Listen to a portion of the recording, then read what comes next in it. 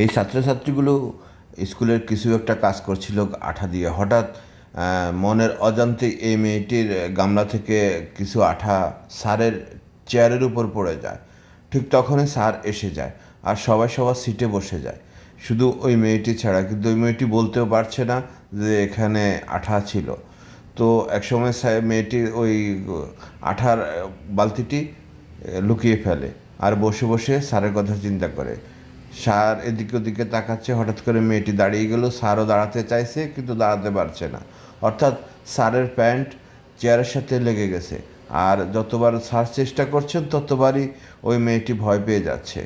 একসময় তিনি অনেক জোর করে দাঁড়ানোর চেষ্টা করেছিল আর তখন তার প্যান্ট ছিঁড়ে গেছে। তো বন্ধুরা, আমার ভিডিওটি যদি ভালো লেগে থাকে তাহলে লাইক কমেন্ট শেয়ার তো করবেনই, সাথে সাথে আমার চ্যানেলটি সাবস্ক্রাইব করবেন। কারণ আপনারা সাবস্ক্রাইব করলে আমরা এরকম ভিডিও বানাতে আরও উৎসাহিত হব। তো অবশেষে স্যার দাঁড়িয়ে গেলেন আর শর্ট প্যান্ট পরে ক্লাস দিতে শুরু করলেন, কিন্তু কাউকে কিছুই বললেন না।